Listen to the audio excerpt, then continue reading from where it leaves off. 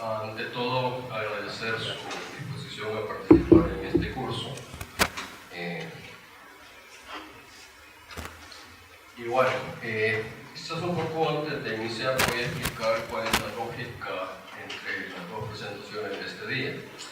En ambas se trata el tema de la construcción del Estado, el tema del poder político, con dos énfasis diferentes.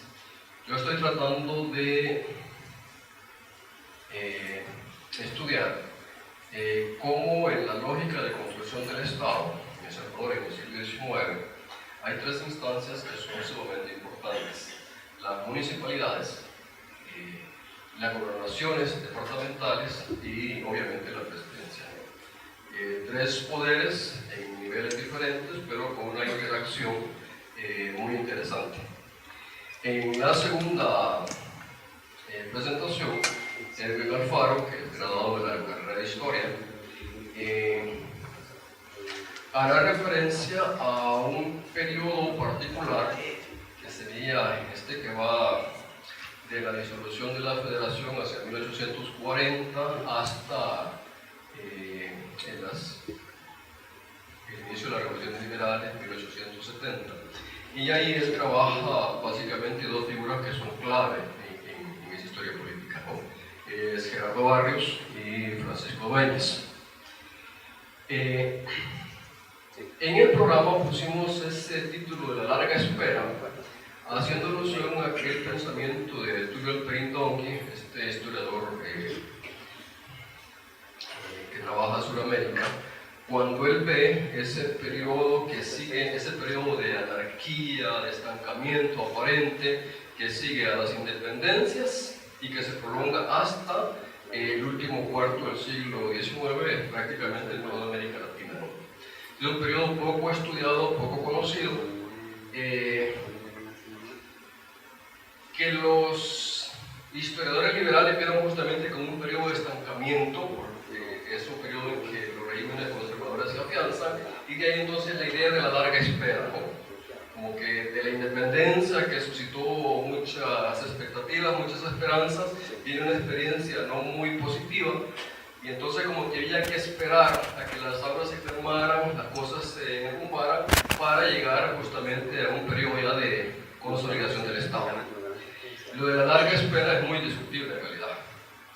Ustedes van a ver cuando Edwin presente su trabajo que el proceso de construcción del Estado no se detuvo en ese periodo disque conservador. Hay una dinámica muy interesante. Eso por un lado.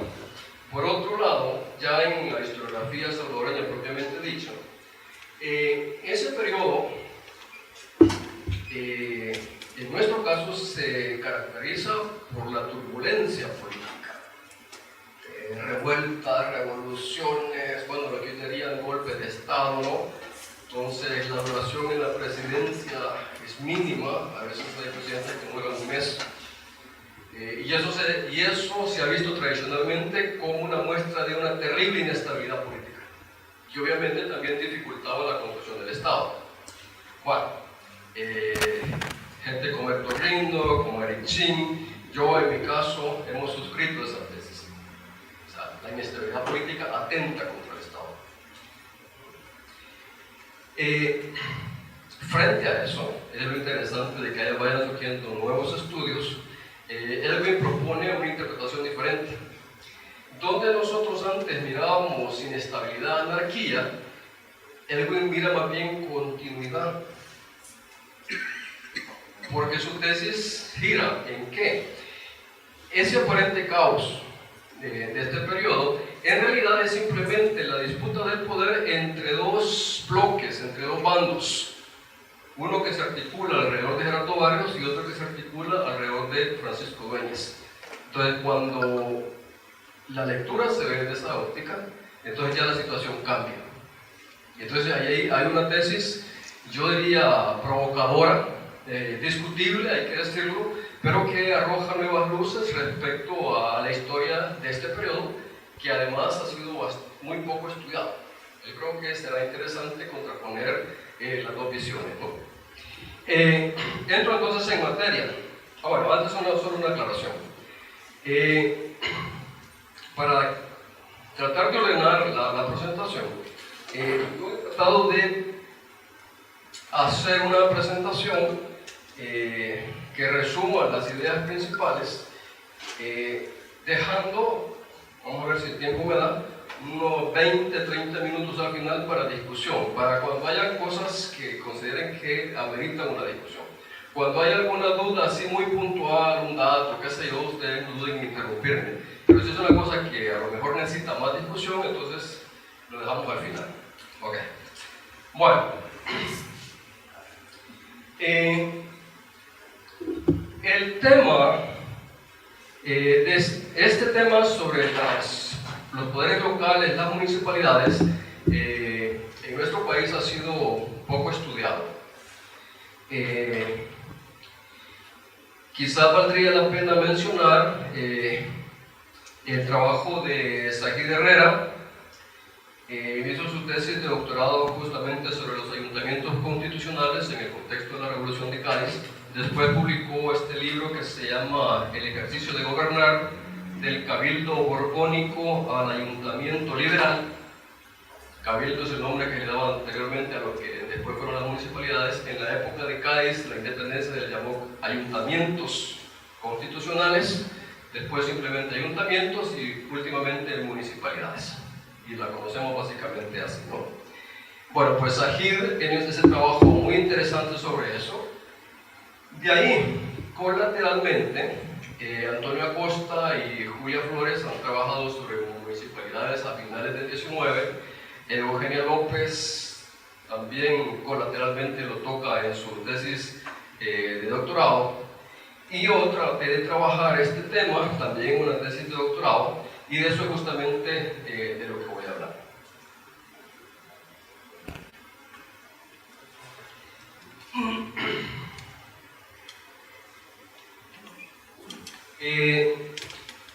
Ese texto que aparece ahí dice que, entre tanto, no haciéndose novedad entre las autoridades establecidas, sigan estas ejerciendo sus atribuciones respectivas con arreglo a la Constitución, decretos y leyes, hasta que el Congreso indicado determine lo que sea más justo y benéfico. No sé si el texto le suena a alguno. ¿No conocido? ¿No? Bueno, pues eso es justamente parte del Acta de Independencia del 15 de septiembre de 1921. Esa que habla de, ¿saben?, cosas del 15 de septiembre, ¿no? Ese es un documento muy interesante porque muestra las condiciones en que la independencia del Reino de Guatemala se da, ¿no? Y uno de los aspectos que cuando uno estudia ese documento muestra es justamente una línea de continuidad. Es decir, con la independencia cambian ciertas cosas, pero hay otras que más bien permanecen. Y que hace referencia a la forma de gobierno, a las autoridades, al ejercicio del poder, muestra que hay una continuidad, ¿no? Las autoridades establecidas siguen. ¿Sí? Las autoridades es la misma estructura de poder, de organización. Es básicamente la que estaba durante el régimen colonial. Camilo Gainza siguió siendo autoridad. Exacto. Entonces, entre esas autoridades establecidas figuraban los ayuntamientos constitucionales. Esos no solamente no desaparecen, sino que permanecen. Y a posteriori van a jugar un papel muy importante porque saben ustedes que el acta de independencia es, ¿cómo diríamos los salvadoreños? Así como el queso duro blandito. ¿Sí? Se da la independencia, pero queda sujeta a la confirmación de un congreso que se reuniría posteriormente. El congreso nunca se reunió porque vino la guerra civil, el tema de la anexión a México. Cuando pasaba el tema de la anexión,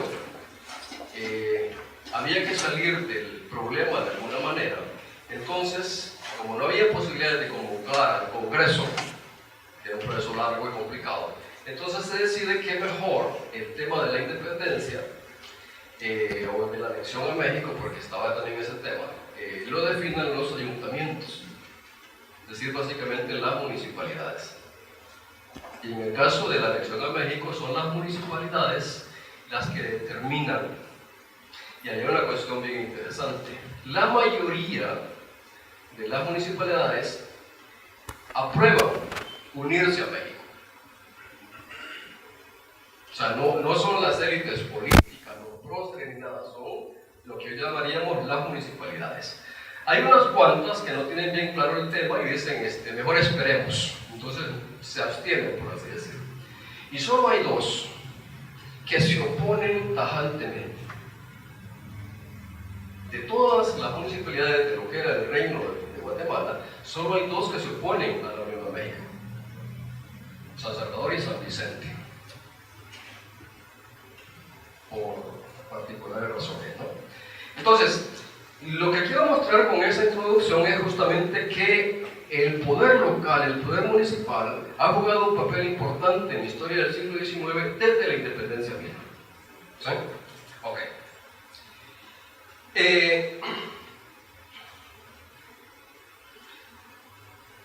Entonces, hay una línea de continuidad en el ejercicio del poder local. En la colonia se llamaban cabildos, y había los cabildos de españoles y estaban los cabildos de indios, ¿no? Porque eran dos formas de gobierno separado. Durante la experiencia gaditana y la independencia se les llamó ayuntamientos constitucionales. Y ya en la época de la República se les llamaba simplemente municipalidades, y de un tiempo acá no sabía decir consejos municipales, con una estructura que es más o menos conocida, ¿no? Alcalde, regidores, síndico, cosas por el estilo. Dada esa continuidad, entonces es lógico pensar que estos actores juegan un papel importante en el proceso de construcción del Estado y la centralización del poder. Sobre eso vamos a trabajar. Ahora, de entrada, una aclaración.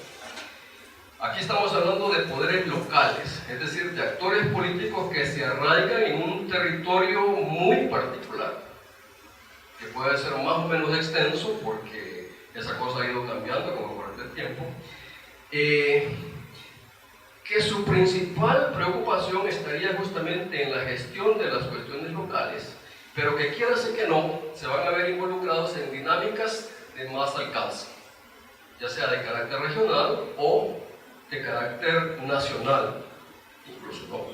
Entonces, bajo esa condición de poderes locales, no podemos asumir que siempre iban a estar en sintonía con las directrices que emanaban del poder central. A veces concordaban, a veces no, y a veces abiertamente chocaban.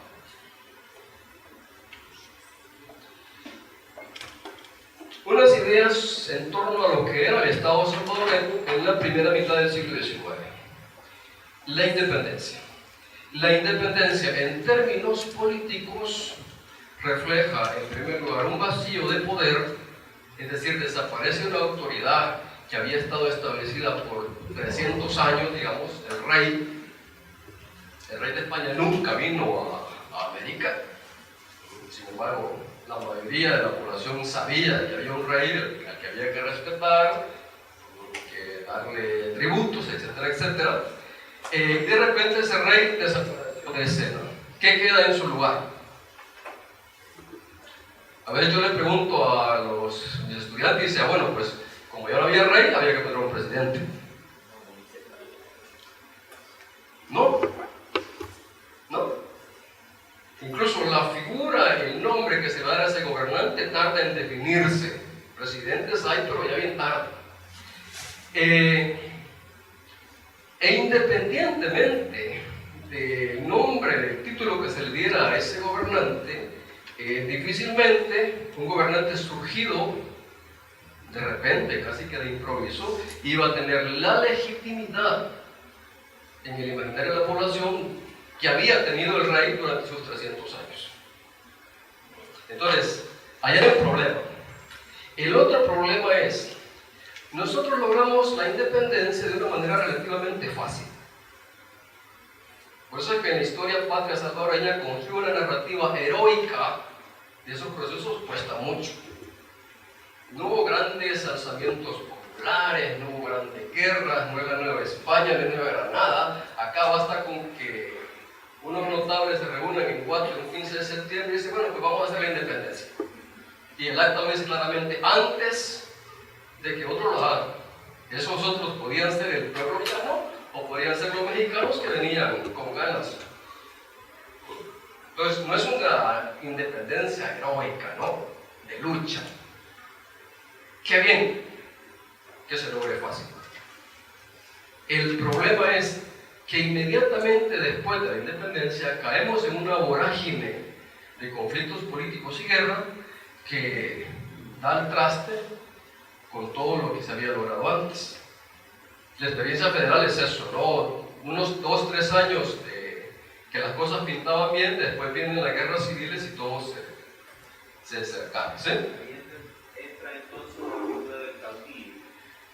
Digamos, o sea, ya Francisco Morazán, Rafael Carrera son caudillos típicos, ¿no? Y esa peste se va a extender después, Gerardo Barrios, bueno, todas esas figuras a caballo. Entonces, eso va a dificultar mucho el establecimiento de un Estado en El Salvador. No hay Estado de El Salvador, propiamente dicho. Somos parte de una federación, hasta que la federación colapse, entonces hacemos un Estado propiamente como tal. Y sin embargo, a pesar de esas condiciones adversas, había que ir construyendo el Estado, ¿sí? Y hay que decirlo, cuando uno revisa la legislación, por ejemplo, que recogió Isidro Menéndez en aquella obra fantástica, La recopilación de leyes de 1855, al revisar esa ingente cantidad de leyes, pues hay que reconocer que esos gobernantes al menos tenían buenas intenciones. Y dentro de esas buenas intenciones quizás también buenas ideas. O sea, la legislación al final de cuentas es eso, ¿no?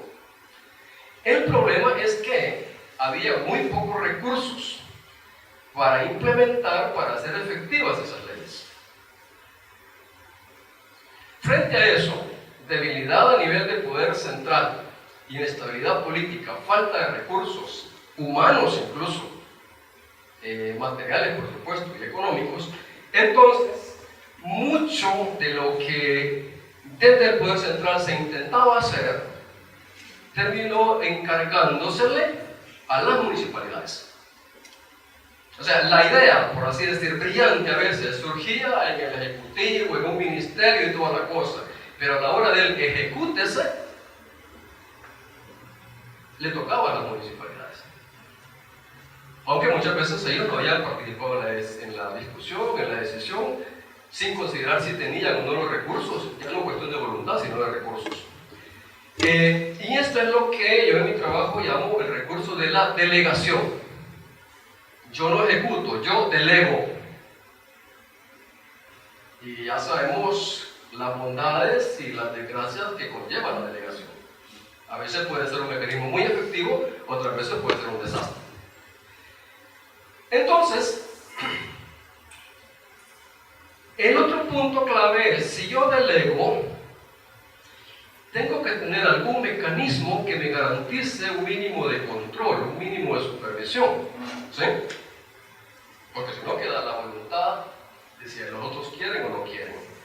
Y aquí entonces hay que reconocer que estos gobernantes fueron ingeniosos y es así que se crea la figura del gobernador departamental, que en un principio se llamaba jefe político, al estilo mexicano, pero la figura que al final de cuentas queda es la del gobernador departamental. Y este es el recurso que el Ejecutivo usa para, uno, garantizar un poquito más de presencia y control a nivel territorial. Eso también tiene que ver con la división territorial, que vamos a ver después. Pero dos, sobre todo para supervisar, controlar a las autoridades locales y, llegado el caso, pues obligarlas a cumplir las disposiciones del Ejecutivo y, si no lo hacían, incluso a castigar.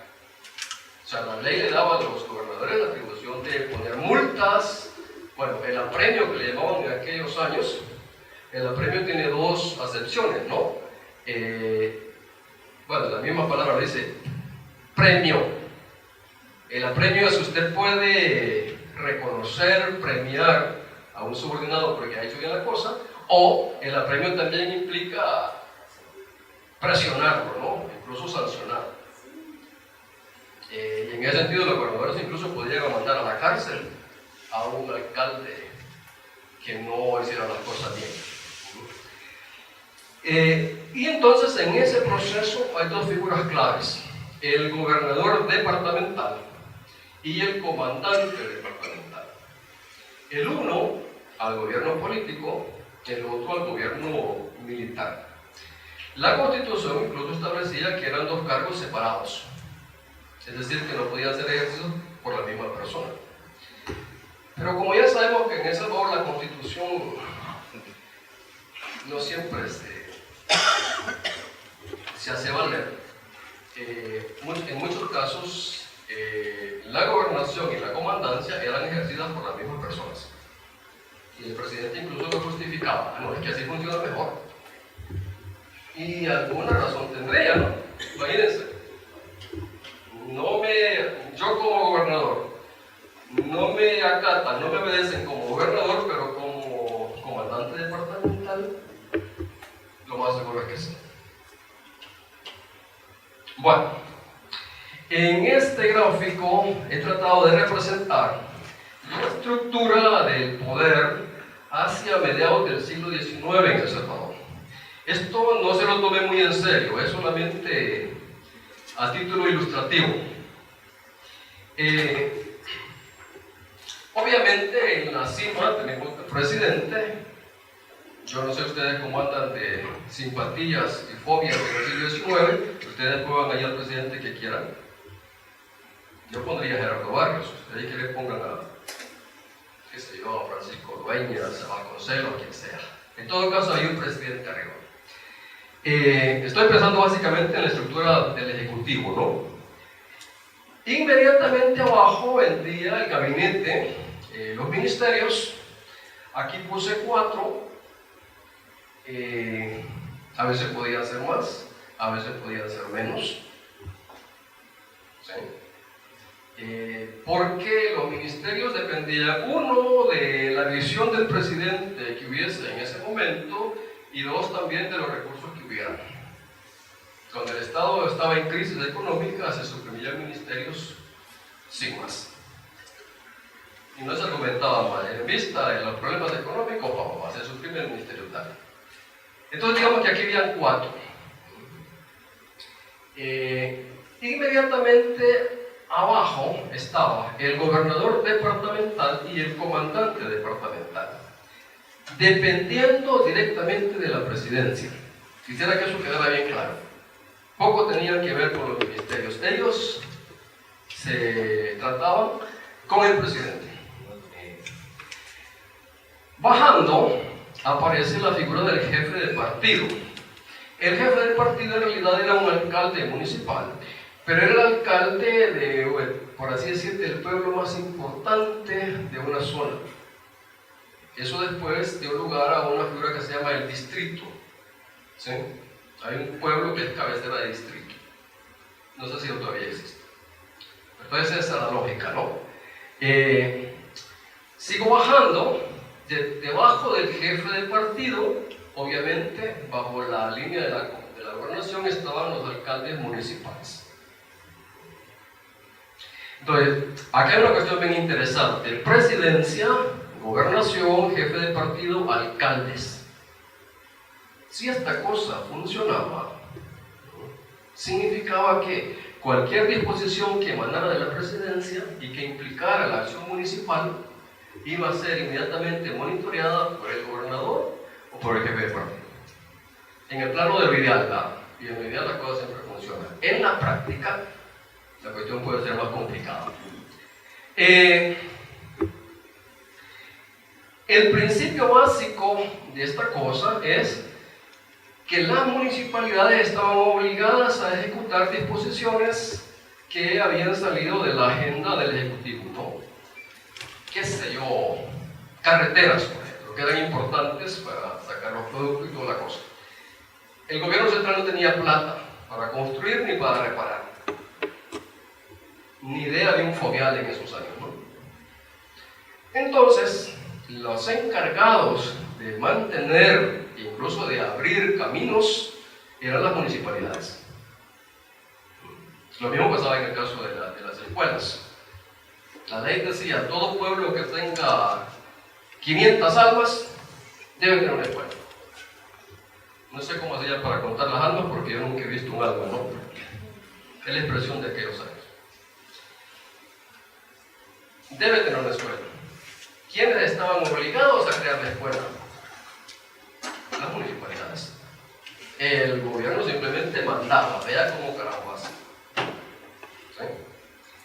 Entonces, eso es la delegación. Y obviamente, un sistema complicadillo, ¿no? Pero se puede seguir bajando. Bueno, antes de seguir bajando, hago una aclaración. En algunos momentos aparece una figura interesante, mediados del 19, el juez del crimen. El juez del crimen no era policía. El juez del crimen era un fulano que el presidente nombraba cuando de repente se daba cuenta que en alguna parte del territorio había problemas de delincuencia. Cuatreros, asaltantes, cosas así por el estilo. Y se crea una figura interesantísima que no se conoce mucho, ¿no? ¿Quién era el juez del crimen? Bueno, para empezar, el juez del crimen era un fulano así de armas tomar, ¿no? Ustedes se lo imaginen así como una imagen del viejo oeste, ¿no? 2 pistolas, un machete, un fusil, de ser posible, y váyase a rondar a ver qué encuentra. Cuando encuentre delincuentes, procede inmediatamente. El juez del crimen aplicaba justicia, de ahí que sale el nombre de juez, ¿no? No solamente perseguía, sino que aplicaba justicia. Muy al estilo del siglo XIX, ¿no? Podía ser cárcel, podría ser cepo, podrían ser palos. Fulano podía caer 40 palos bien puestos, y ya ahí se había aplicado justicia. Obviamente no era Superman, entonces este fulano, cuando procedía en los territorios, la ley obligaba a que las municipalidades lo apoyasen cada vez que lo requirieran. Era formar como una especie de partida, ¿no? Para acompañar al fulano y ir a buscar cuatreros, malacates, como diría Tony Saca. Ejecutaba labores de policía y de justicia al mismo tiempo. Hay otra figura rara, el juez de paz. Era electo, no era nombrado, sino que era electo y a menudo estaba en relación directa con las municipalidades. Pero una figura, insisto, también un poco oscura. Seguimos bajando y hacia abajo, entonces, ¿qué nos queda? Los alcaldes auxiliares de barrio. Estos no eran funcionarios, eran personas, eran vecinos a los cuales el alcalde municipal convocaba para que le ayudaran en las labores municipales, sobre todo en la conservación del orden público. Los alcaldes de cantón, auxiliares de cantón, era la misma figura, solo que actuaban en el ámbito rural. Y solo en aquellos pueblos donde había recursos y había plata,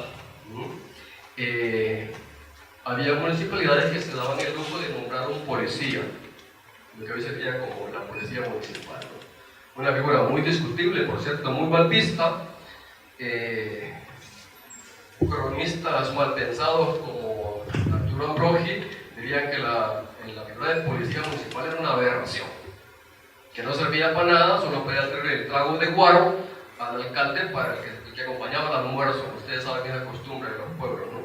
Para eso servía el alcalde, el policía, dice Arturo Ambrogi. Dice él, no yo. Lo interesante en este caso es que alguien diría, echa la ley, echa la trampa.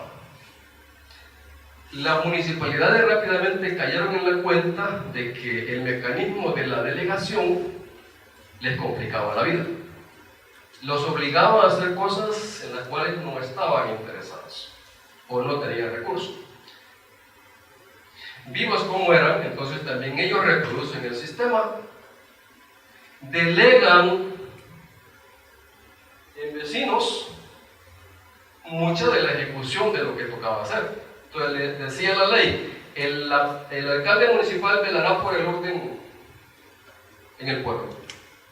Ah, pues sí, que lo hagan los alcaldes auxiliares. La municipalidad velará por el tema de la escuela. Creaban una contribución entre los padres de familia para financiar la escuela. Entonces, obviamente, eso daba lugar a abusos y entonces a reacciones. El mecanismo entonces provocaba conflictividad a nivel de las relaciones presidencia, gobernación, alcaldías, pero también provocaba conflictividad a nivel de la relación alcaldía y población. Sobre eso vamos a discutir en la siguiente clase, creo que es el otro sábado, si no me equivoco.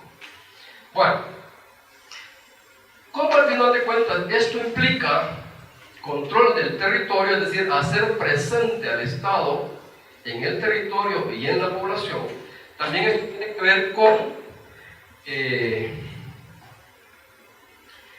el tema de cómo se divide el territorio. No sé si de atrás alcanzarán a ver, esto lo metí anoche, un poco raro. Acá tenemos la división territorial hacia 1852.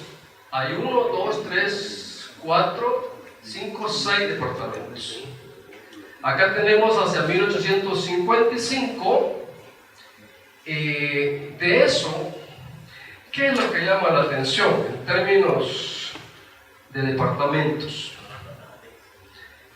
Sonsonate, que aparece de repente, recordemos lo que Sonsonate en la época colonial no era parte de la alcaldía ¿cómo era? La provincia de San Salvador, era una alcaldía anexa a Guatemala. En la independencia nosotros ganamos territorio. Si no, Salado hubiéramos sido mucho más chicos, porque se nos incorpora no solo Sonsonate, sino Aguachapán y parte de Santana. Aparte de Sonsonate, ¿qué más?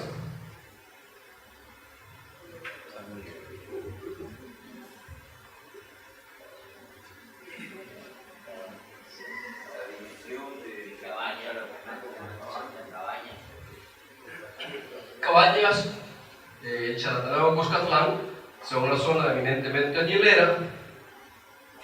Perfecto, ¿qué más? ¿Y de San Miguel qué es lo que le llama la atención?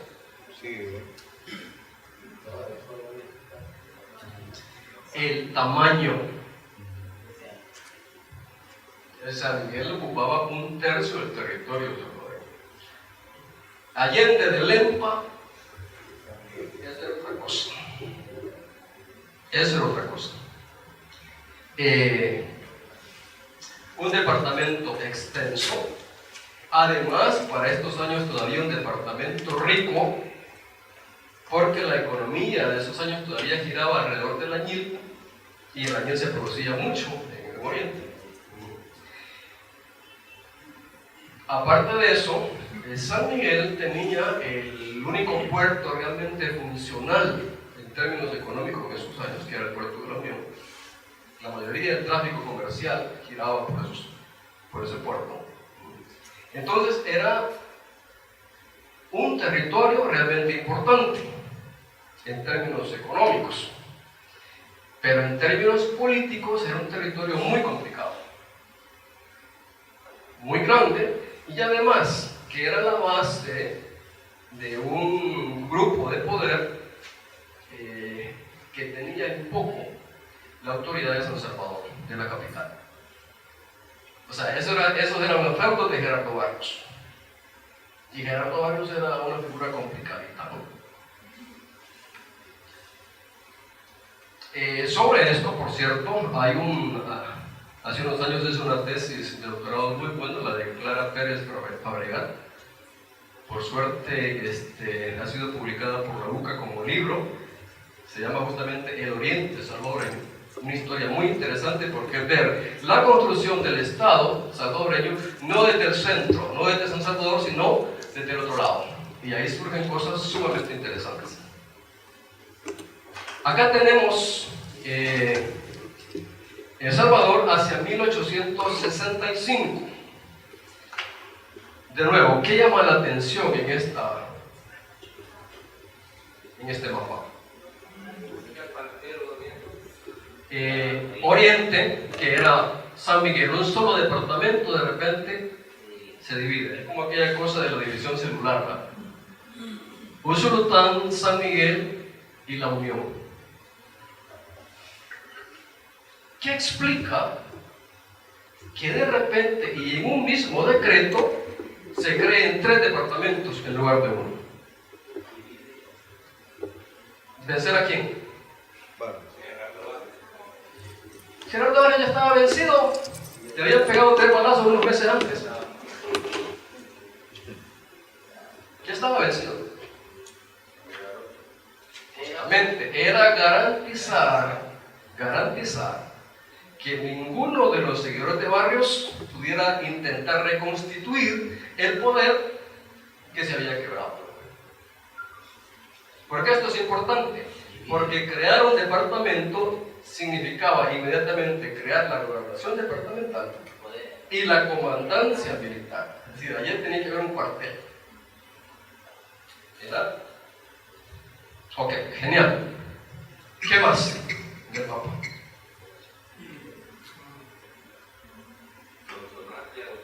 Eso ya estaba. La libertad, perfecto. Se crea en 1865 también. ¿Cuál sería la lectura?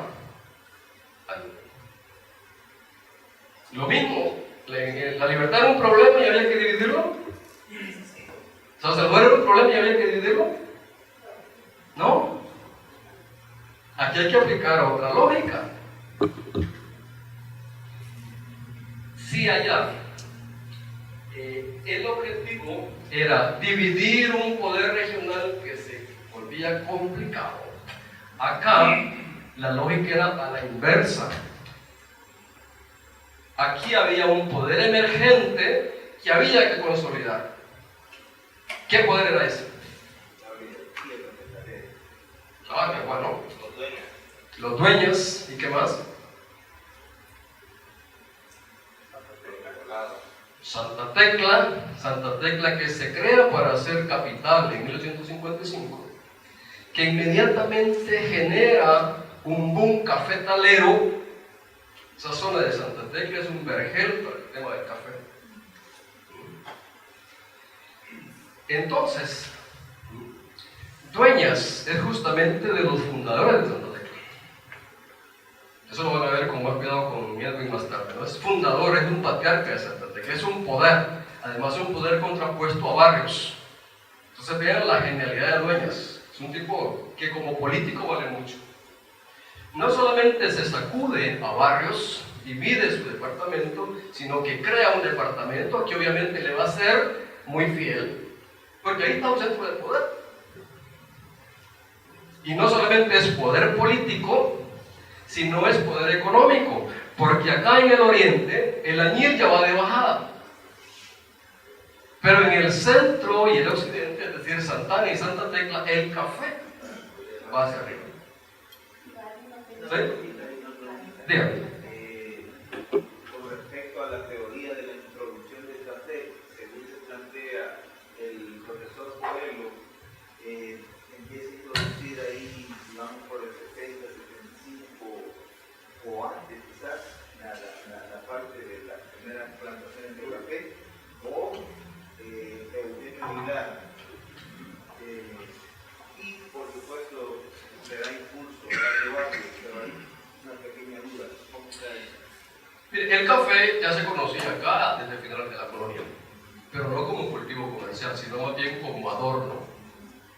Los monjes quizás como pasaban aburridos, entonces sembraban café, les gustaba la florcita, el fruto y toda la cosa.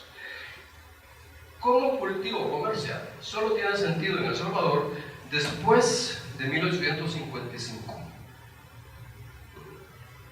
cuando se construye el ferrocarril en Panamá. Porque el problema del café no era cultivarlo. Costa Rica lo estaba cultivando desde 1820-30, perdón. Pero Costa Rica América tenía facilidades para ponerlo en los barcos. Nosotros no, porque estábamos de espaldas al mundo en el Pacífico. Entonces, el café solo se vuelve rentable cuando los medios de transporte revolucionan, y eso se logra con el canal de Panamá, perdón, con el ferrocarril de Panamá. De ahí que todas esas leyendas que se han construido alrededor de barrios y el promotor del café y todo, son cuentos, por no decir otra cosa. El café responde a otra lógica, ¿no? Bueno, economía, Añil Café; política, Gerardo Barrios Dueñas. Pero eso también implica puertos, porque hasta entonces el puerto más importante había sido el de la Unión. Del 60 en adelante, el puerto importante va a ser La Libertad y Acajutla. ¿Por qué? Porque por Acajutla sale el café que está produciendo en Santana, Sonsonate, y por La Libertad sale el café que está produciendo en Santa Tecla. Y entonces de ahí viene una lógica inversa. La Unión, que había sido un puerto importante, va decayendo, y decae. Bueno, sigue decaído, ¿no? Salvadoreño como así. Un puerto que no tiene sentido. Y bueno, esto es 1875, la única variante acá es Morazán. Morazán, que sinceramente yo no encontraba una justificación para su creación, menos con el nombre, ¿verdad? Terrible el nombre. Bueno, tenemos nombres terribles, ¿verdad? La Libertad, discutible. Y La Paz, más discutible. La Unión, también discutible. Ideales. Exacto, revelan simplemente eso, ¿no? Ideales. Y algunos que son simples ocurrencias. Cabañas. ¿De dónde Cabañas? Ustedes lo averiguan. Bueno, aquí ya tenemos los 14 departamentos famosos, ¿sí? Agrego un dato adicional que complementa y se me escapó porque estaba preparando la clase y ya medio dormido. Aquí estamos hablando de departamentos. Dividir entonces el territorio de 4 o 5 departamentos iniciales a 14 se hace justamente en esta lógica, tener más control, más presencia del Estado en el territorio, ¿sí? Pero falta el componente principal, y lo voy a agregar a la presentación. ¿Qué pasa con las municipalidades? ¿Qué pasa con los pueblos?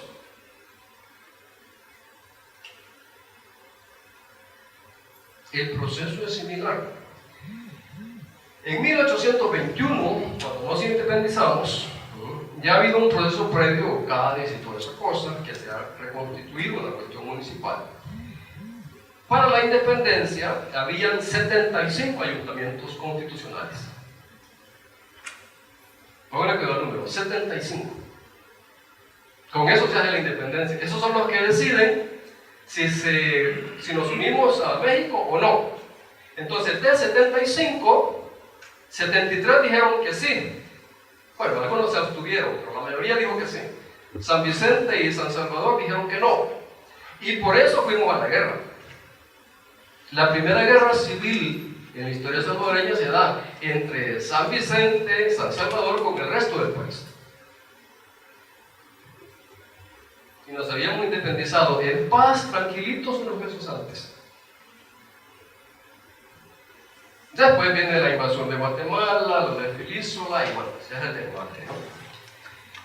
En 1855, es decir, a mediados del siglo, ya existían 218. Imagínense ustedes, 218 municipios. Es que yo me lo imagino así como conejos en una jaula, ¿va? Pues. 218.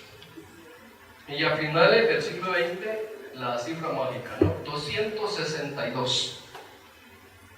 Por suerte pararon,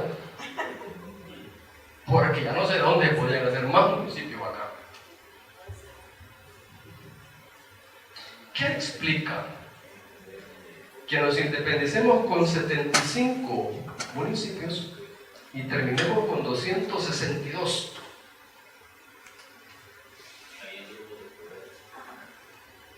Bueno, una vez hablaba con un alcalde y me dice, no, es que así no gobernamos mejor. Por favor. Solo para términos de comparación, porque nos parecemos bastante. Costa Rica se divide en 7 provincias. Ellos tienen una denominación diferente, ¿no? 7 provincias. Y tiene 72 cantones. Los cantones son el equivalente a nuestros municipios. 7 provincias, 72 cantones. Y tiene arriba de 60.000 kilómetros cuadrados. Hay una diferencia enorme.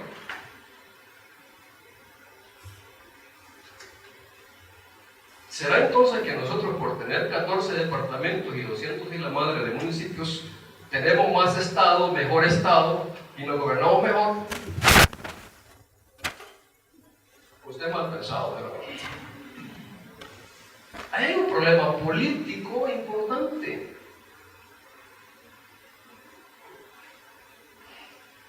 Cuando yo escribía mi tesis, justamente una de mis conclusiones brillantes, diría en aquel momento, es que los municipios garantizan el control del Estado y el mejor gobierno. En consecuencia, prueban la fortaleza del Estado salvadoreño.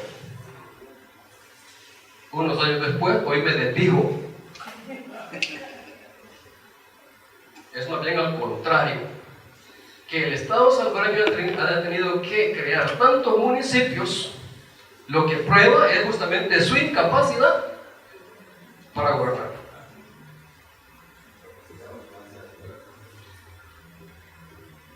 Pues yo creo que habría más posibilidades de poder con menos municipios que no con más. Bueno, esa sería la lógica quizás a nivel municipal. Algunos de ustedes recordarán que después de los acuerdos de paz se discutió mucho el tema del poder local, en la lógica de una racionalización de la administración pública. Hubo una cantidad de plata que se gastó en consultorías sobre ese tema. Todas las consultorías sugerían reducir el número de municipios, o al menos unirlos. Pero la primera sugerencia era, hay que reducirlo, no tiene sentido. Pensemos solo la zona metropolitana que se le llama. Aquí hay municipios que son una cosita. No hubo manera. Un amigo que participó en una consultoría una vez me decía, si insistíamos en ese tema, volvíamos a la guerra civil. Simplemente las alcaldías, los consejos municipales hoy son un poder y nadie va a querer suprimir su pueblo donde ejerce el poder. Y el compañero le hace así, también es mal pensado. ¿Sí?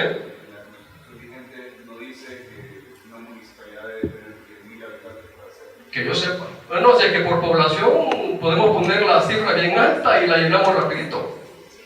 No es un problema de población, es un problema de recursos, de viabilidad. Y aquí se crearon unos pueblos que, por Dios, no había manera que subsistieran. ¿Por qué? Porque no tenían recursos. Bueno, en el siglo XIX por lo menos se suprimían algunos. Es más, había casos en que los mismos pueblos, pasados unos años, pedían la supresión porque decían, es que no soportamos. Las municipalidades eran las que decían, no, supriman esta calamada.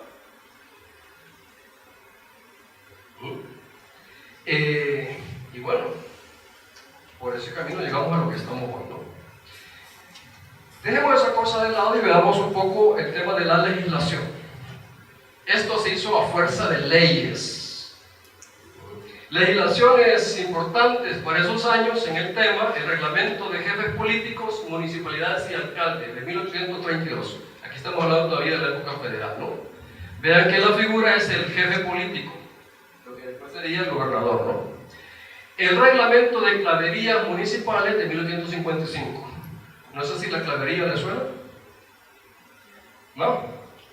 Bueno, el clavero es una figura colonial. Vean cómo los términos permanecen, ¿no? El clavero en realidad era el tesorero en la época colonial. Siguen de mal pensados. Es el clavero. ¿Okay? 1853, el reglamento de milicias. Me dirán que tiene que ver eso con lo municipal. Tiene que ver mucho, porque las milicias locales, que eran como fuerzas militares auxiliares, aparte de la fuerza permanente que se llamaba, que estaba en los cuarteles, las milicias locales eran atribución del alcalde municipal. Era el alcalde el que manejaba ese tema, y ahí había un poder importante. Después aparece otro reglamento en el 61, acá hay gobernadores, jefes de partido, consejos municipales, 61. El Código Político Municipal del 67, otro reglamento de milicias en el 73, el Código de Agricultura en el 93. Tenemos, me dirán, ¿y qué tienen que ver los alcaldes con la agricultura? Pues mucho. La ley también los mandaba a trabajar por apoyar a los afinqueros, a los hacendados en suplirlos de mano de obra y muchas otras cosas, ¿no? Los alcaldes tenían mucho trabajo que hacer. Y aprovecho eso de trabajo, o sea, mucho trabajo, ya vamos a ver después. ¿Quién sabe cuánto ganaba un alcalde en el siglo XIX? ¿O tiene una idea de cuánto ganaba un alcalde en el siglo XIX? 100 pesos. 100 pesos lo ganaba el presidente. No, ganaba más, pero tampoco ganaba. 100 pesos, ¿quién da más o menos? 50, 20. Nada. Nada, eran puestos ad honorem. ¿Perdón? O sea que ganamos un montón. Que la lógica actual abusora tiene un montón. La lógica de la estructura que se habían creado. ¿Era el clavero? No, pero es que el clavero era uno. Y el alcalde, al menos en términos de ley, no tocaba plata. Era el clavero, que después pasó a ser tesorero. De nuevo, aquí la cuestión es sumamente interesante. Es la pervivencia de lo anterior. En la colonia, estos eran puestos que reconocían las virtudes de los vecinos, de los ciudadanos. Usted era alcalde porque la gente le reconocía a usted virtudes, ¿sí? Y usted retribuía ese reconocimiento aceptando un puesto de beneficio de la colectividad, del bien público. Eso en los términos ideales. En la práctica, obviamente la cosa era diferente. Ustedes saben que los alcaldes, el puesto llegó a ser un puesto vendible. Es decir, la corona, si usted quería ser alcalde, tenía plata, la corona le vendía el puesto. Y yo diría, bueno, este tipo sería tan baboso de que aparte de que no le van a pagar, él va a pagar por ejercer el puesto. No, obvio que no. Porque el estar en el cabildo no garantizaba que iba a robar del cabildo porque no había tanta plata, pero sí le daba un cierto poder que le permitía hacer otras cosas. Por ejemplo, el cabildo cuidaba del tema de los abastos, según la ley colonial, ¿no? Bueno, pues controlar los abastos significaba controlar qué entraba, qué se vendía en ese pueblo, en esa ciudad. Pues obviamente esos negocios quedaban en manos de los que estaban en el cabildo. Y ahí se cobraban con creces el haber comprado el puesto o el haber ejercido ese puesto por años. Es por eso que en México hay una cantidad de estudios sobre el cabildo y el abasto. Ahí había un poder importante. Pero insisto, el alcalde como tal no ganaba un peso. Imagínense, hoy tenemos alcaldes que te recetan sin más ni más $4,000 felices de la vida. Es una obscenidad. Ok, no ganaban. Y muchas veces, además, cuando las cuentas municipales no cuadraban, la plata no alcanzaba para pagar al secretario o al tesorero, la municipalidad a prorrata se hacía en aquellos años, es decir, repartían, hacían la cabuda para pagarle a fulano. Una lógica complicada. Más adelante, las dos figuras clave, gobernadores y alcaldes. Esto lo retomo de una ley del 32, solo voy a leer un par de ejemplos para que vean cómo funciona la lógica. Primero los puestos. El gobernador de San Salvador, no le atinaron, ganaba 800 pesos al año. El gobernador de San Salvador, ¿no? Pero miren qué interesante, el de San Miguel ganaba 960. Ven la importancia de lo que era ser migueleño en esos años. Los otros departamentos ganaban 720. El gobernador podía contar, como se decía literalmente en esos años, el auxilio de la fuerza militar, obviamente, ¿no? Y la ley lo facultaba a premiar, ya dije qué significaba, multar e incluso encarcelar a los alcaldes. Estos gobernadores obviamente eran nombrados, estos eran puestos de confianza del presidente, no eran electos. Los alcaldes eran electos por un año, después se pasó 2 años, tenían a su cargo las milicias locales, importante en época de revoluciones, revueltas y toda esa cosa, no tenían salario y contaban con la colaboración de los municipios, que se decía que entonces regidores, síndicos y todas esas cosas, que tampoco tenían salario. El clavero, que era el tesorero, el secretario, clavero y secretario eran asalariados. El juez de paz, que a veces colaboraba, y los alcaldes auxiliares. Una acotación. La ley también mandaba que el clavero y el secretario fueran personas diferentes. A menudo era la misma persona. Uno, porque había mejores posibilidades para hacer chanchullo. Ya me contagiaron lo mal pasado.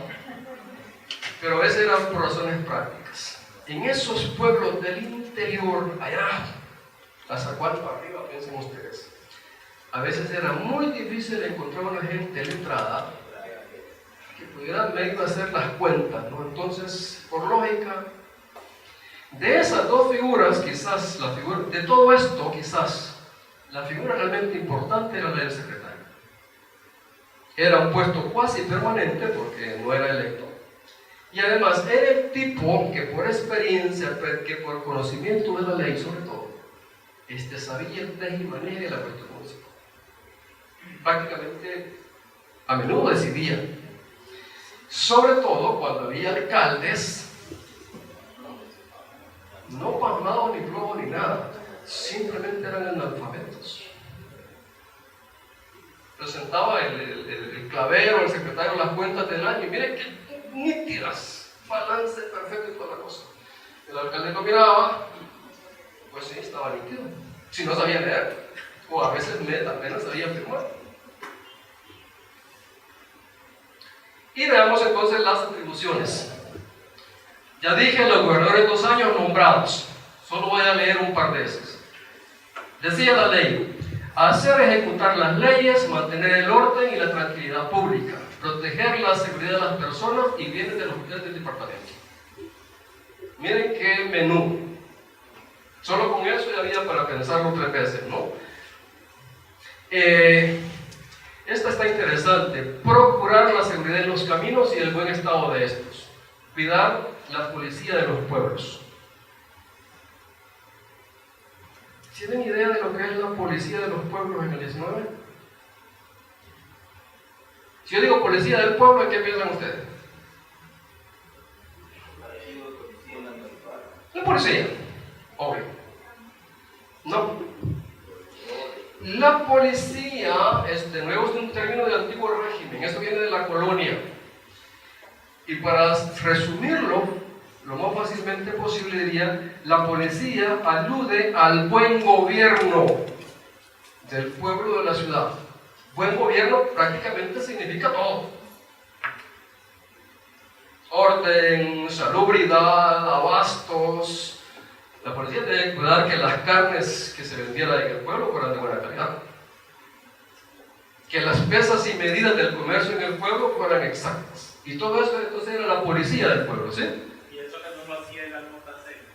¿Perdón? Eso lo hacía una persona que se llamaba el almocacén, que estaba dentro del mercado. En aquellos años de la colonia. Después desapareció y lo tuvieron que asumir los municipios.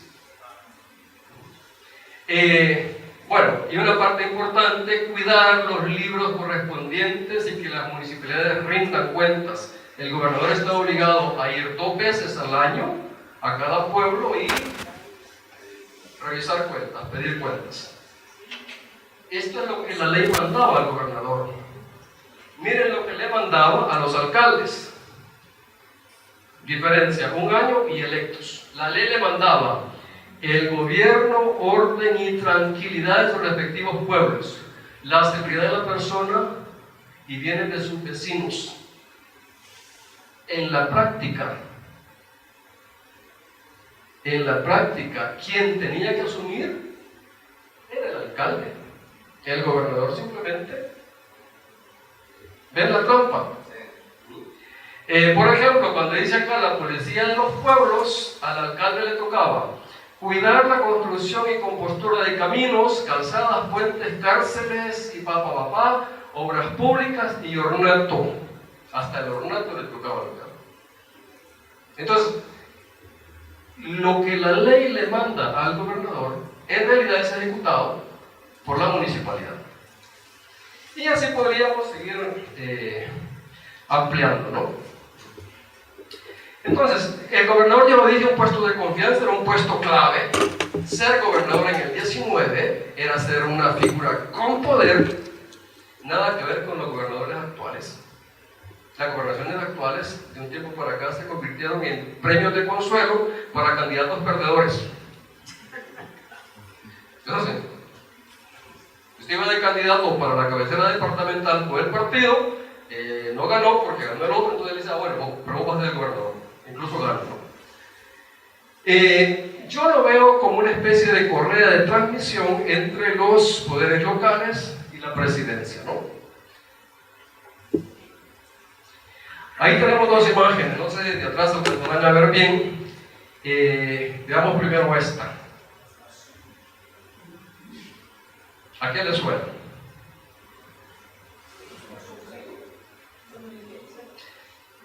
No. Indígenas porque ve ciertas fachas, ciertos rasgos. Los criollos porque hay algunos más chelitos. Fíjense que hay unos que visten diferente, hay unos calzados, otros que no están calzados. Y entonces son alcaldes, exactamente. Esta es una imagen de La Ferrier, el famoso viajero ese del siglo XIX. De su libro también es esto. Este es el Cabildo de San Miguel, edificio de 2 plantas, que no era poca cosa en el 19, que entonces también refleja que en San Miguel había plata y había poder. ¿Sí? Entonces, lo de la vara es una figura interesante, porque no es una reminiscencia colonial y persiste hasta hoy en día. Cuando ustedes han sido alcaldes o han ido a posesión de alcaldes, siempre les pasan el garrote ese, ¿no? Dependiendo del pueblo, hay veces que de cedro, de caoba, algún pueblo será de bambú, pero es la vara, es el símbolo del poder. ¿Iba a decir? Mencionaba usted que en Oriente, en San Miguel, había dinero. ¿Podría asegurar que ese dinero provenía de la explotación del añil? Añil y comercio. Era básicamente eso. Si uno estudia, por ejemplo, a Gerardo Barrios, sus negocios eran básicamente añil, comercio, ganado, y allá, por la orillita, café. Pero la plata de Gerardo Barrios no provenía del café, era de otra cosa, ¿no? Vamos terminando. Veamos en la práctica cómo esto funcionaba. Esta es una ficha de trabajo de las que yo usaba como tal en esta cosa. Voy a explicar un poco. Acá dice el lugar donde está el pleito, San Pedro Nonualco, el año de 1867. El gobernador de La Paz le escribe al alcalde de San Pedro Nonualco, hace referencia, mejor dicho, a eso. El alcalde es acusado de abandono total del desempeño de sus labores por estar entregado a la embriaguez. Cualquier casualidad con el presente, eso es casualidad. Se le condena a la pena de 30 pesos de multa que deberá entregar en la administración de rentas. Es el gobernador tratando de poner orden sobre los alcaldes, en este caso por polvo. Debilidad dispensable, ¿no? Otro caso, San Vicente, esto es de 52. El gobernador es Manuel Castellanos, le escribe al ministro general. No me pregunten qué era el ministro general porque no tengo ni idea. Me imagino que época de crisis suprimieron ministerio y crearon uno solo que se llamaba Ministerio General. Este dice, remite a los desertores Nicolás Chávez y Marcelo Ruiz, capturados por varios particulares en dicha ciudad, a quienes se dará la gratificación a que tienen derecho. El 11 de octubre se remitió al veterano Vicente Suriano, alias Pollo, capturado por José Antonio Inglés, a quien se le dio la gratificación correspondiente. Esto seguramente era un gobernador que a la vez ejercía la comandancia militar. Me está hablando de cuestiones militares, ¿no? Vean qué interesante. Pero lo que más llama la atención es que ¿quiénes capturaron a los desertores? Como dirían en mi pueblo, sacones.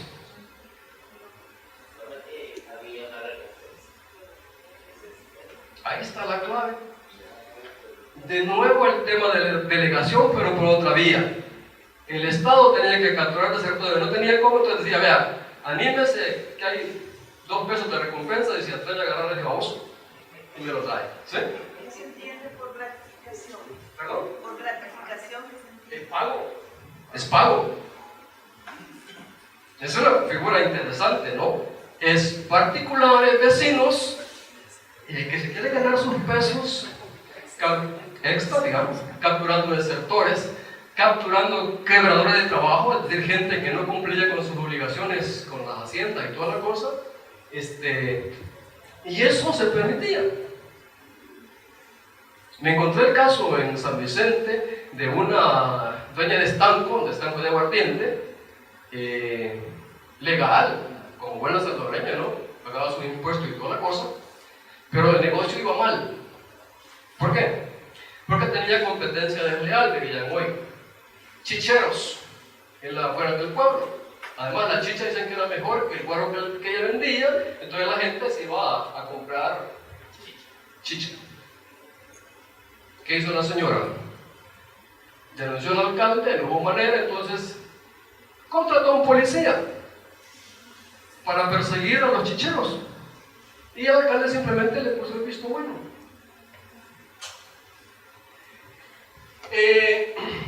Aquí hay otra figura. Manuel Esteves, en el 61, gobernador de Cuscatlán, le escribe al ministro de Relaciones y habla sobre la colocación del retrato de Gerardo Barrios en Suchitoto. Hay un tema fascinante, ¿no? Barrios, que era un guapo, un megalómano terrible, quería hacer sentir su presencia en todo el territorio. No había manera de que a caballo ir a todos los pueblos, posible. Entonces dispone, manda a hacer a Guatemala una cierta cantidad de retratos y los distribuye en todo el territorio. Y esos retratos eran recibidos en los pueblos con honores. 4 de la mañana estaba una comitiva a la salida del pueblo, al bajón, como enseño aquellos años, recibiendo el retrato de Barrios. Dice cosas interesantes, ¿no? A las 4 de la mañana, un movimiento general en el pueblo. La fuerza permanente y milicias ejecutaban evoluciones en la plaza. Al propio tiempo que en la sala consistorial, es decir, en la municipalidad, se reunía la comitiva que debía ir al encuentro, no de barrios, del retrato. Es lo que era la vida política en el 19, ¿no? Quizás había tan poco que hacer en esos pueblos que la distracción del retrato de barrio, la fuerza militar, los cohetes, la banda se había para celebrar. Acá estamos, bueno, buen comentario. Ese uniforme tan florido del ministro de Defensa, que algo comparte con Barrios, es justamente el uniforme de Barrios, el uniforme legal de Barrios. Terrible, ¿no? ¿Cuánto costará cada botón de esos y cada doradura? No lo sé. ¿Ah, sí?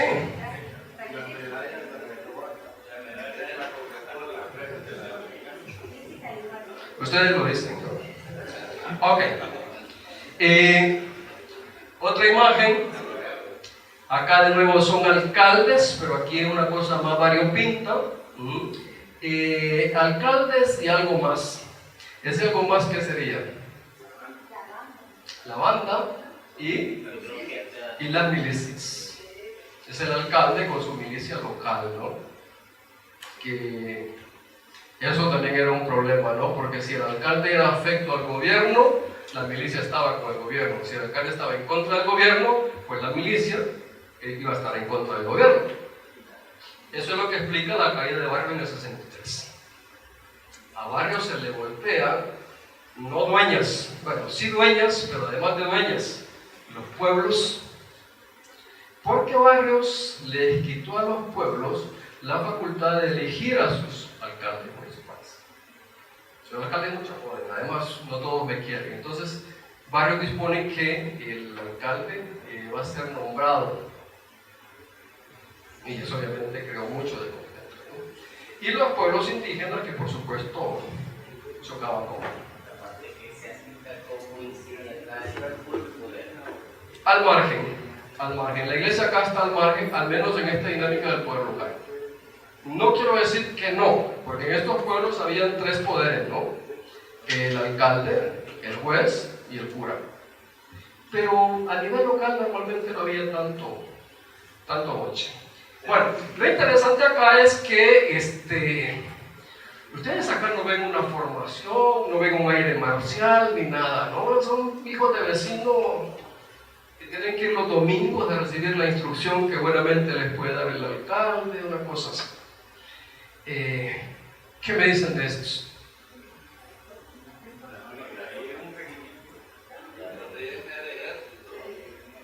No, también son milicias locales, pero esto es a finales del 19 y para entonces las milicias ya no dependen del alcalde sino de la comandancia departamental. También son descalzos, pero ustedes ven, aquí sí hay formación, aquí sí hay diferencia, ¿no? Es el Estado que se va fortaleciendo.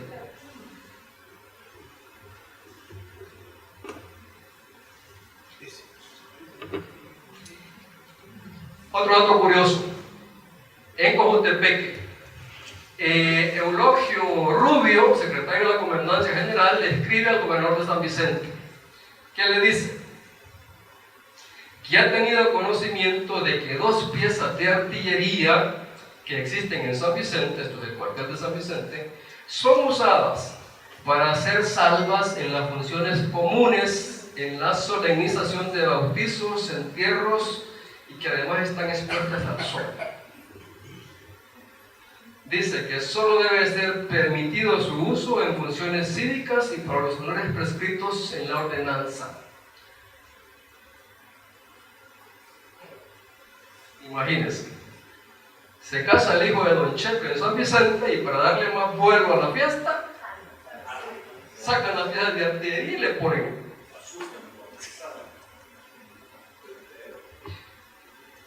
Parece niño, parece chistoso, pero eso refleja de que en realidad el control por parte de las autoridades era bastante limitado.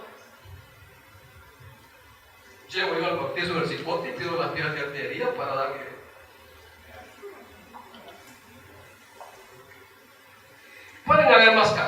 Voy cerrando. Uno podría hacer una periodización en esa lógica de poder central, poder local para el siglo XIX. En toda la primera mitad del siglo XIX, lo que tenemos es un ejecutivo pretencioso, pero débil. Pretencioso en el sentido que pretende hacer cosas. Tienen ideas, no hay que negar, pero no tienen capacidad para ejecutarlas. Por lo tanto, entonces delegan en las municipalidades. Y no solo en eso, también delegaban en la iglesia. El tema de la escuela, por ejemplo, era la iglesia. E incluso en particulares, ya vieron, fulanos cobrando gratificación por capturar desertores. En la segunda mitad del 19, y aquí estamos hablando básicamente de dueñas en adelante, es evidente que a las municipalidades cada vez se les carga con más trabajo y que a la vez van perdiendo atribuciones, van perdiendo poderes, están siendo sometidas al poder central. Entonces, pierden las rentas, solo teniendo la idea, pierden las rentas, ellos cobraban impuestos, pierden la aplicación de justicia, el juez de paz se separa, más tarde van a perder las tierras ejidales, por las cuales cobraban un canon y que en muchos pueblos era la fuente principal de ingresos. Un pueblo que tenía bastantes ejidos y sobre todo tierras fértiles, tenía mucha plata. Bueno, pierden el control de la educación, de lo cual se alegraron muchísimo porque cargan menos. ¿Y qué tenemos? Hacia finales del siglo, las municipalidades han perdido la mayor parte de su autonomía y han pasado a ser simples ejecutores de la administración local, en lo que les permite el ejecutivo que le va contando las costillas una a una. Entonces ven cómo en el transcurso de casi un siglo, entonces los términos se invierten totalmente. Municipalidades fuertes y autónomas al inicio, municipalidades débiles y sometidas al final. Y el Estado, que al final se ha fortalecido, que se ha consolidado. ¿Cómo se logra eso?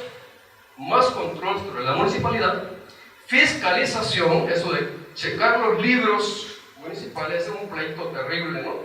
Porque las cuentas pocas veces cuadraban. La profesionalización del ejército, que ya no depende de las milicias locales, y bueno, una cantidad de recursos, ¿no? Apremios, multas, cárceles, una cosa complicada. Eso es lo que al final da por resultado ese constructo municipal que nosotros le damos hoy en día, ¿no? Insisto, 14 departamentos, 262 municipalidades. Si en la próxima clase nos queda chance, vamos a ver cómo esa creación de pueblos era simplemente un juego político, no era otra cosa. Por si alguien quiere leer más sobre esa cosa, hay un trabajo muy bueno de Antonio Acosta sobre la cuestión municipal y las rentas. Este libro, que por cierto se publicó en el 92, La Estadística General de la República de El Salvador, de Ignacio Gómez, es una belleza. Los informes municipales de todos los pueblos que se pudieron, la tesis de Sajid Herrera, La herencia gaditana para el periodo anterior, muy positivista y todo lo que quieran, pero la historia de los pueblos, villas y ciudades de El Salvador, del cual generalmente sigue siendo importante, porque ese detalle se nos queda. Nosotros tenemos pueblos, villas y ciudades. ¿En qué se diferencia un pueblo de una villa y una ciudad? De nuevo, en la pervivencia de la lógica colonial. No es otra manera. Esto es importante, ¿por qué? Porque si ya para 1855 teníamos 218 pueblos, quedaba poco por crear. No cuántos se creaban en el 20, pero no más. En el 20 ya no es la creación de pueblos. En el 20 es el otorgamiento de títulos de villas y ciudades. ¿qué justifica? Así como en el 19 uno puede cuestionar, ¿qué justifica la creación de un pueblo como Santa Clara en San Vicente? No sé si hablar aquí de Santa Clara, pero va a salir en la próxima clase. ¿O qué justifica en el siglo XX ascender a un pueblo a villa, o una villa a ciudad? Pocas veces se puede justificar. Me quedo hasta acá. Hoy sí damos espacio para las preguntas, comentarios. ¿Usted tenía uno? Señalaba que en la segunda mitad del siglo XIX las municipalidades perdieron control, facultad de poder, y dentro de los temas de pérdida de control tuvieron las tierras equidales. Ocurrió ahí la privatización de la propiedad de las tierras. Justamente es eso, porque las municipalidades pierden los ejidos y estos pasan a ser propiedad privada. Y con eso pierden la renta del canon de ejidos. Pero para eso hubo toda una formación de leyes. Por supuesto, hay una ley, hay todo un proceso sobre eso. La consulta, en Santa Ana, por ejemplo, este término aldea, que eran como villas, asociadas a la ciudad de Santa Ana. En algunos casos las aldeas se convierten en pueblos. Hay otra expresión que se llaman los sitios. Hay sitios que se convierten en pueblos. Hay haciendas que se convierten en pueblos. Aguilares, por ejemplo. Se justificaba de la manera que fuera. Pero si había que hacer un pueblo, se hacía. El término aldea es el esquema que ocupa Guatemala para... Sí, porque de nuevo es una reminiscencia colonial. Son aldeas.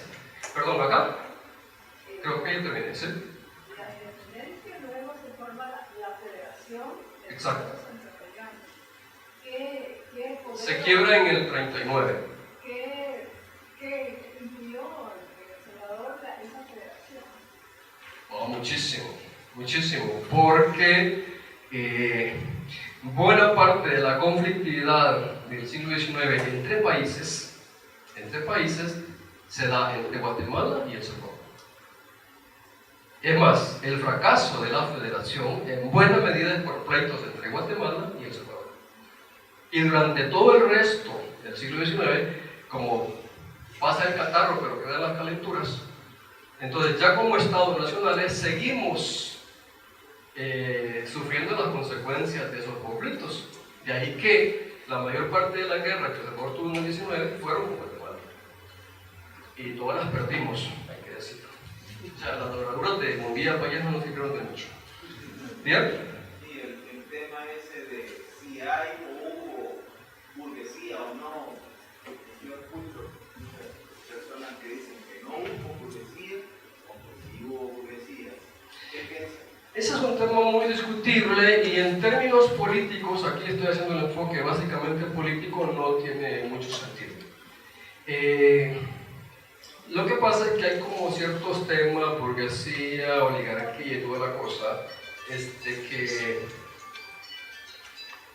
que ayudan para ciertos temas, pero no ayudan para otros.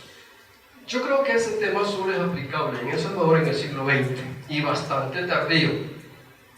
Bueno, te escucha de Roberto Gutiérrez y dice, bueno, sé que en El Salvador no tenemos, ni tuvimos tan siquiera burguesía en el sentido moderno del término, pero aparece. Pues. ¿Alguien más? ¿Acá? Bueno, estamos listos entonces. Bueno, no me queda nada más que agradecer. ¿Cómo se llama?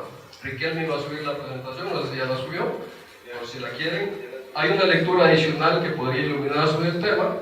Entonces yo me quedo hasta acá, creo que nos vemos el otro sábado.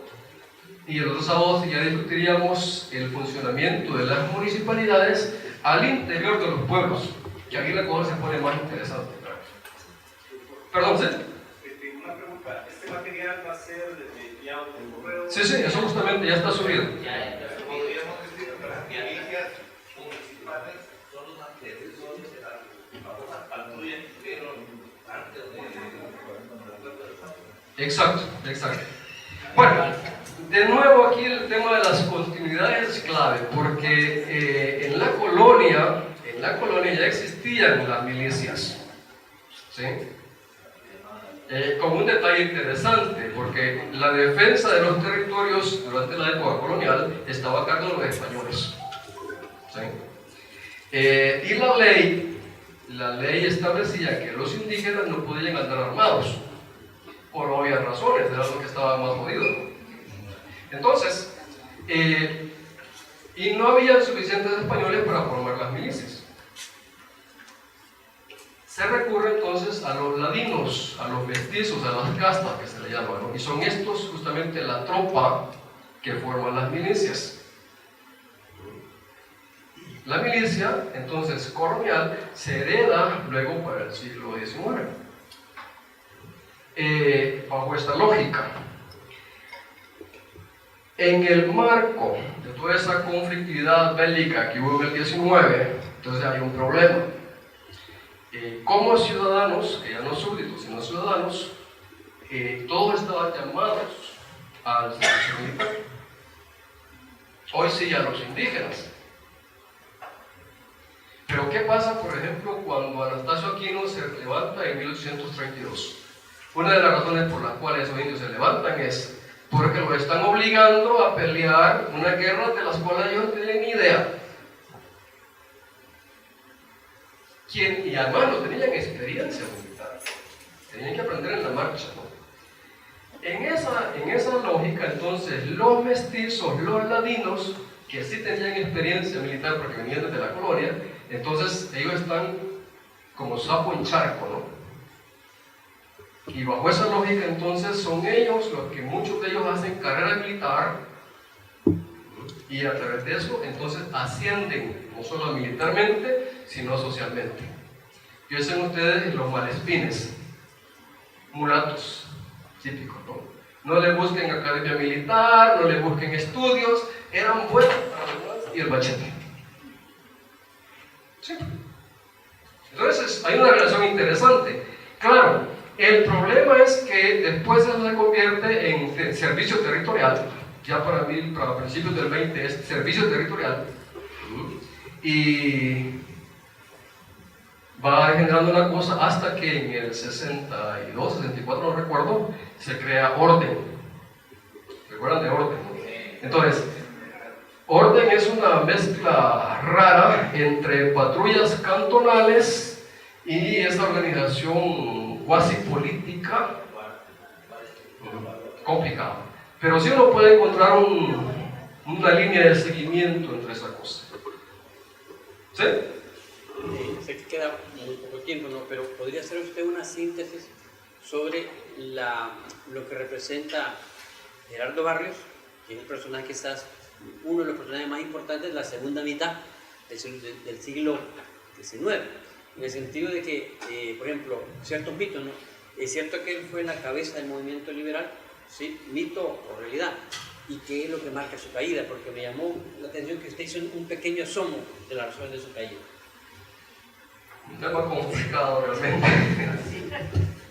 Mire, como usted me pidió una síntesis, yo sintetizo. Es un invento. O sea, un invento en el sentido ese del estadista, del héroe nacional, de la introducción del café, del ejército, todo eso es cuento. Ahora, como político, como personaje, es apasionante. Tipo realmente interesantísimo. El problema es que lo subimos a ese caballo allá en la Plaza Barrios y lo desfiguramos totalmente. Sí. Ahí hay un tema interesante. Yo, por cierto, escribí un libro, creo que ya va a ser para 2 años. Tenía entendido que lo iba a publicar en la Universidad Gerardo Barrios, pero quizás lo leyeron. No sé. Porque obviamente la cosa no va como para celebrar. Sí va, pero para divertirse, ¿no? Porque es interesante. Pero insisto, es una figura muy interesante, pero desde esa lógica para mí es un invento. Lo cual obliga más bien a estudiarlo, a conocerlo, porque como personaje es realmente apasionante. Lo que yo alguna vez quise hacer, recuerdo que alguna vez fuimos con Pedro a hablar con aquel señor Dueñas, Miguel era, ¿no? La idea mía, que estaba metiendo en un lugar original, era hacer hacer un estudio comparado entre barrios y dueños. No hay información. Tal vez después. Bueno, me quedo hasta acá. Muchas gracias.